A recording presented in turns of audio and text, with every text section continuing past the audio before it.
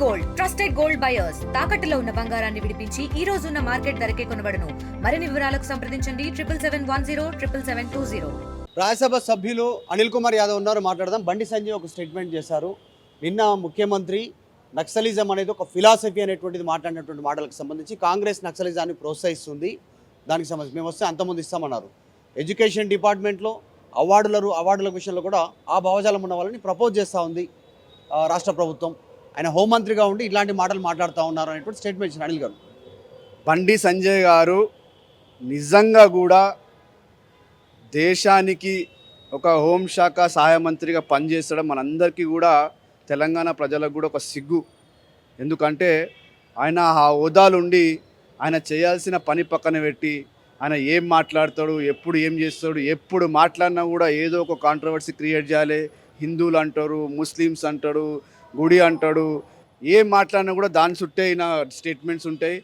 రేవంత్ రెడ్డి గారు ఏమన్నారు, రాజ్యాంగం ప్రతంగా అందరికీ కూడా వాళ్ళ ఐడియాలజికల్ ఫైట్ చేయడానికి అవకాశం ఉంటుంది.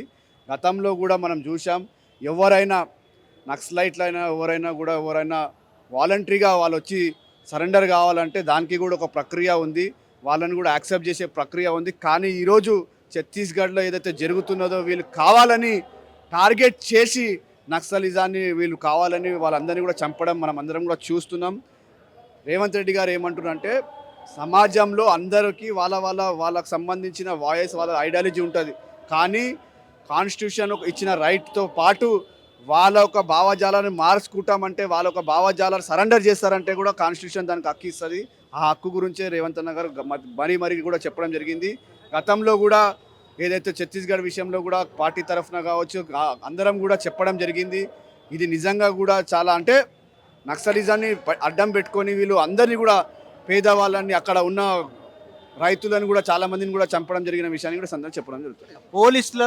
పోలీసుల అమరవీరులకు సంబంధించిన కుటుంబాలను అవమానిస్తున్నారు. పోలీసులను ముఖ్యమంత్రి మాట్లాడుతూ హోమ్ మినిస్టర్గా ఉండి ఇట్లా మాట్లాడడం ఎట్లా, పోలీసులను అవమానిస్తున్నారు అనేటువంటి పోలీస్ బాస్గా ఉన్న ముఖ్యమంత్రి పోలీసులను అవమానిస్తున్నారు. మళ్ళీ చెప్తున్నా, ఈరోజు తెలంగాణలో పోలీస్ సోదరులకు ఉన్నంత స్వేచ్ఛ ఇక్కడ కూడా లేదు. పోలీస్ సోదరులకు ఈరోజు అన్ని విధాలుగా మా ప్రభుత్వం వాళ్ళ అండగా నిలబడుతుంది. అంతేకాకుండా మనం రీసెంట్లీ కూడా చూసాం, దుబాయ్లో జరిగిన ఒక ఈవెంట్లో కూడా హైదరాబాద్ సంబంధించిన పోలీస్ అంటే డ్రగ్స్ సంబంధించిన దాంట్లో కూడా వాళ్ళకు ఫస్ట్ ప్రైజ్ రావడం జరిగింది. ఇవన్నీ కూడా మళ్ళీ చెప్తున్నా, బండి సంజయ్ అనేటోళ్ళు ఆయన ఏం చేస్తాడు, ఎప్పుడు ఏం మాట్లాడతాడో ఆయనకే తెలియదు.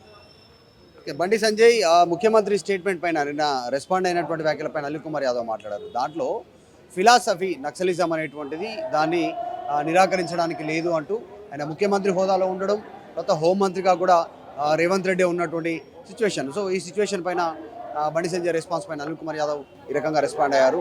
సో హక్కు రాజ్యాంగపరమైన హక్కు స్టేట్మెంట్ చేస్తూ ఉన్నారు. వారు గతంలో లొంగిపోయినటువంటి విధానం కూడా ప్రభుత్వ విధానంగా వచ్చారు అనేటువంటి స్టేట్మెంట్ చేస్తున్నారు. వీడియో జర్నలిస్ట్ జాఫర్తో Madhu Malkedkar, Hyderabad, Gandhi Bhavan.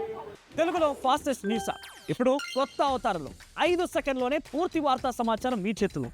Social media trends మీ కళ్ళ ముందుకే live TV and voice search ఆప్షన్స్తో ఇప్పుడే డౌన్లోడ్ చేయండి. యాప్ లింక్ డిస్క్రిప్షన్లో.